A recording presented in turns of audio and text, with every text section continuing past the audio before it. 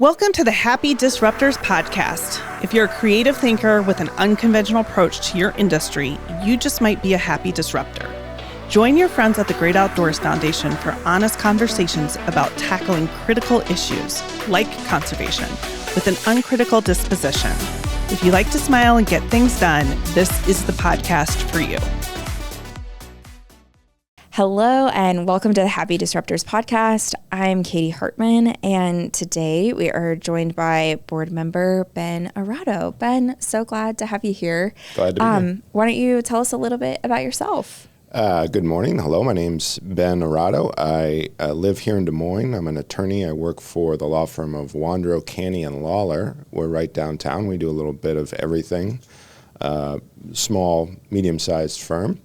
I shouldn't have opened my mouth there. I don't know how long I've been on the board, but at least I think since the pandemic. So probably going on right. 4 years, I think. Yeah. I'm not from Iowa originally. I grew up in Maine, and I moved to Des Moines to go to Drake Law School, and didn't know anybody here, but I met tons of wonderful people and decided to stay, and going on 18 years later, here I am. Wow, fantastic. Yeah. So the Great Outdoors Foundation Board of Directors, like many nonprofit organizations, has members who, have really diverse backgrounds, passions, perspectives.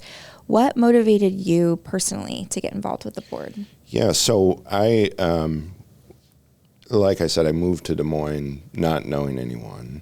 And as I mentioned, I met lovely people. But then I also went out and discovered Des Moines, which lo and behold is a fantastic city, right? Yeah. And especially as I got out of law school and had more time to enjoy life instead of just being in the library, Des Moines has a lot of beautiful outdoor spaces, and you're seeing all these spaces. And then when Hannah approached me and I learned the Great Outdoors Foundation has their fingers on a lot of that stuff, it seemed like just a great opportunity to not direct, but contribute to the beautification of the city. Definitely. I understand, of course, that we're doing so well that we're expanding beyond Des Moines, but originally that's what interested me. Yeah, absolutely. And I would imagine growing up in Maine, you had no shortage of like gorgeous outdoor spaces. Tell us a little bit about those. It was, well, not to downplay the beauty of the great state of Maine, because it is beautiful. I grew up in northern Maine, not on the coast, up on the border with Canada. Still beautiful, rolling hills. It's potato country. They grow, that's the farming industry up there, is potatoes. We're sitting here in January in Des Moines, and it's cold outside. Right. There's a lot more cold time in Maine, so outdoor activities in Maine, a lot more winter focused, snowshoeing, skiing, stuff like that. But yeah, there's a lot of wilderness out there. More, I would say, more off the grid style of outdoor activities than here in Des Moines, where we can enjoy your lighted pathways and the lighted bridge across Gray's Lake, all that fun stuff. Yeah. Right. Yeah, kind of a different type of outdoor activity for sure. A little more roughing it in Maine. Yeah, absolutely.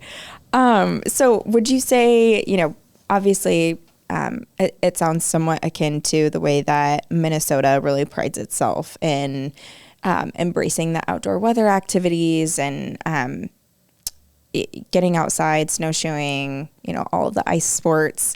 Would you say that your connection to the great outdoors started as a young person, or do you feel like that has developed more during your time here in Iowa? Yeah, definitely.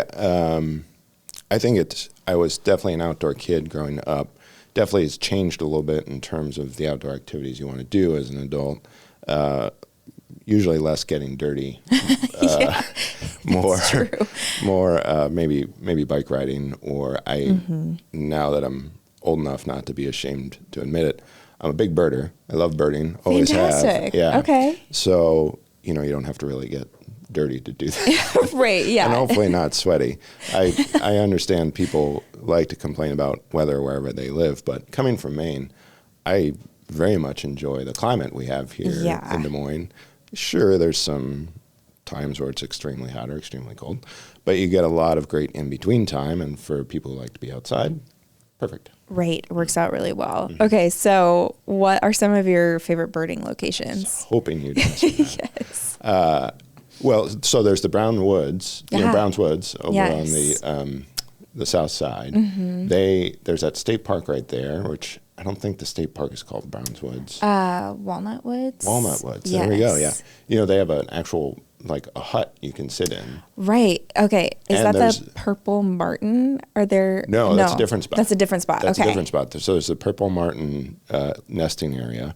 But then in Walnut Woods, you got to go kind of find it. It's in the woods, but it's like, I don't want to call it a shack. Somebody built a very nice house. It's got or shed. It's got a door on the back, and then just a kind of a viewing bar. And then right in front of you, they put 5 or 6 bird feeders. Oh, wow. And it's That's fantastic. Yeah, and the bird feeders are always full. I don't know whether the state fills the feeders, but if you want to see basically all the birds we have in Iowa, they're all there. And bluebirds, Baltimore Orioles, obviously you get your sparrows and whatnot, but you get nuthatches, everything. It's really cool.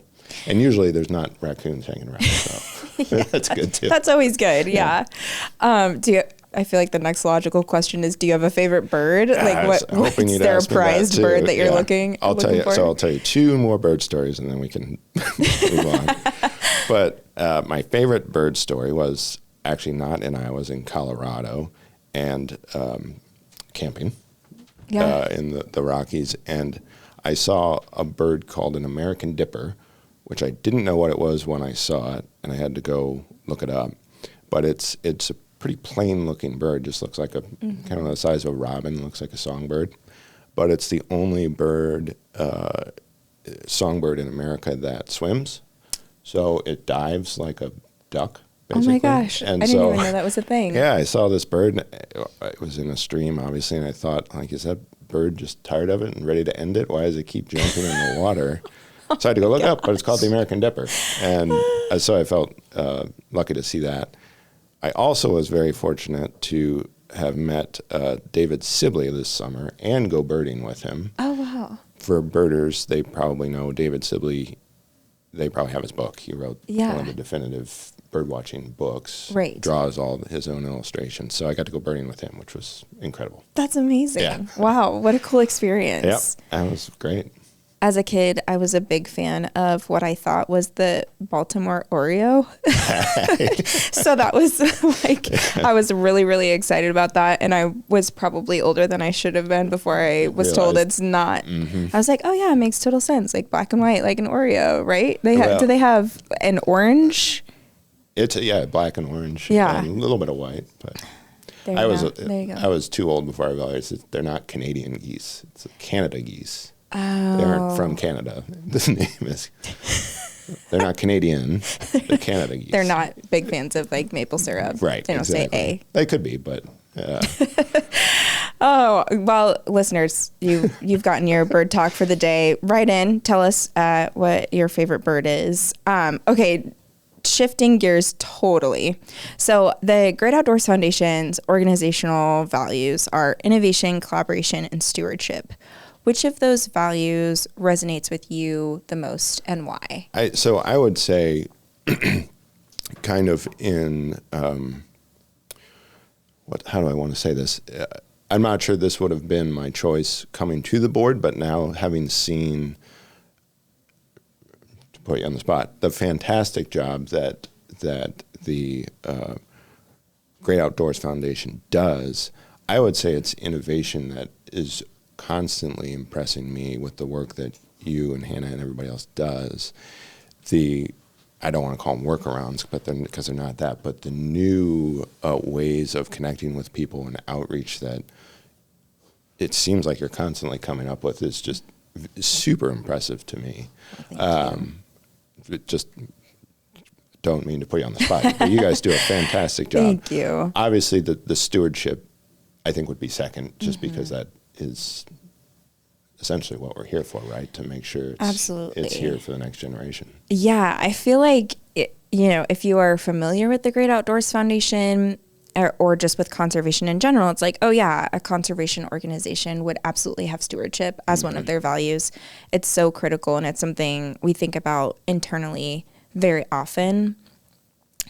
Innovation is more of an outlier, I think. Yeah. And so very grateful to Hannah for her leadership and to the board for just like the flexibility to basically, by whatever means necessary, advance this mission, which I think is really cool because you do get opportunities to partner and have initiatives that would not conventionally be associated with a conservation organization. Yeah, I mean, I think you guys have taken that concept of conservation and like plugged an innovation engine into it to make it broader than just, admittedly, what I used to think of when I heard the word conservation. You think the Audubon Society or any other bird society I'm a part of. Definitely, that Ben is very partial to. We get, and I think it's really cool too because you see this in basically any sector, that there is this whole ecosystem, and the way that a for-profit entity will niche out their market is by serving a different role within that ecosystem. That's why you can go to the store and see like 30 different varieties of soda or even alternative soda or sparkling water or whatever that may be. And in each of those are serving a purpose. I think where you see that within the nonprofit sector as well. And the benefit to that is this, because we are not for-profit entities, you get these really symbiotic relationships where you can partner with a tried and true organization like Iowa Natural Heritage Foundation or the Nature Conservancy. And then, with an entity like the Great Outdoors Foundation, you just get these really cool partnerships where everyone is playing their role within that system. So I appreciate that. Yeah. Well, and I think the Great Outdoors Foundation, speaking of unique partnerships and things like that, Des Moines, especially since it's the city life, right? Like, it's easy to forget how much we do rely on the land, everywhere, but especially in Iowa. I mean, we are an agricultural-based community, basically. Yeah. And so, those partnerships are extremely important and valuable. And again, the innovation you guys have come up with to create those partnerships it's really great. Yeah, and we've been very fortunate. I grew up in the Midwest, and I can't really tell if this is a Midwest thing. It feels very especially Iowan. Are you not Iowan? Where are you from? I'm from Indiana. Grew up in northern Indiana. I'm a Hoosier. Go Hoosiers. There is this desire to be supportive of one another. Like, it seems like Des Moines in particular, there's this great desire within the nonprofit sector to have an all ships rise mentality. And we have been very fortunate as we have developed relationships with agriculture partners. Really seems to be the same thing. And so you see that crossover, which again, kind of an unlikely bedfellow to have ag and conservation working together. But we see that with lots of really, really effective organizations. And I think that's where the secret sauce is, It's really putting that Midwest or Iowa nice to work. Yeah. Which, coming from the East Coast, I will say too, like, took me a while to get used to that. Strangers, saying hi to you on the street. Hi, you're like, what's up with that? Do I know you? Can you leave me alone, please? I just woke up. Exactly. Right. So you have shared a little bit about your perspective as a board member. What does it mean, or what does it look like to you for board members to play an active role in the mission work of the organization? So, again, not to keep tossing the ball back to you, but my experience, especially with this board, has been fantastically easy because of the fact that when we do meet and as a board, you guys already have the work done and you have great plans put together because of my experience that you guys come to us with great ideas, great packages. already kind of pre-put together. It's really outreach and getting the word out there, which I will admit, frankly, networking, not my strongest suit, but it forces me to do it a little bit. Are you an introvert? I too am an introvert. So that's like networking is my actual nightmare. So, yeah, like I'm an attorney and I like to go to trial because the jury can't talk back to you. You just talk to them and you don't have to, do the coffee talk. And then they go away and you find out later if they agree with you or not. So it's not quite the same as networking, but an area that I would like to certainly get better at is the networking. And I think one of the greatest strengths of the board is obviously bringing in different people for you and Hannah and everyone else to talk to. Yeah. I think it's that it's been really cool to see as our board has changed. I've been with the organization since 2021. And it's been cool to see how the composition of our board has changed and how that has brought new stakeholders into the fold or new perspectives into the fold. So I think, we try to make it as easy as possible for the board to participate because we do recognize, you're giving your time and talents and that is something that we don't take lightly. So we want it to be like very minimal effort to participate. Well, and it's impressive too, the many different areas of expertise that the board members have. We're all over the place in terms of what we do. Absolutely. Yeah. Of course I'm biased, but I think we have the best board members. And it's really cool to see how their professional backgrounds or their personal experiences inform how they engage with some of the discourse around new initiatives or proposals that we're bringing to the board. And I think having such a wide spectrum of perspectives has been really helpful in refining our approach and sort of our theory of change. Yeah. Okay, what recommendation would you make to someone who is wanting to get involved in philanthropy, either on a board or in another volunteer role? I guess my first statement wouldn't be a recommendation, but just encouragement that it's easier than you think. Yeah. Usually because everybody's looking for help and everybody appreciates help. And so as long as you show up willing to contribute what you can, people are going to accept you. Yeah. And it turns into a very symbiotic, fulfilling for both ends kind of relationship. In terms of where to do it, I suppose that depends on the person, right? Like decide what you're not quite satisfied with in terms of where you live or what you do, and go seek the people who are looking to change that, because if you're like-minded people, they're going to want you on board.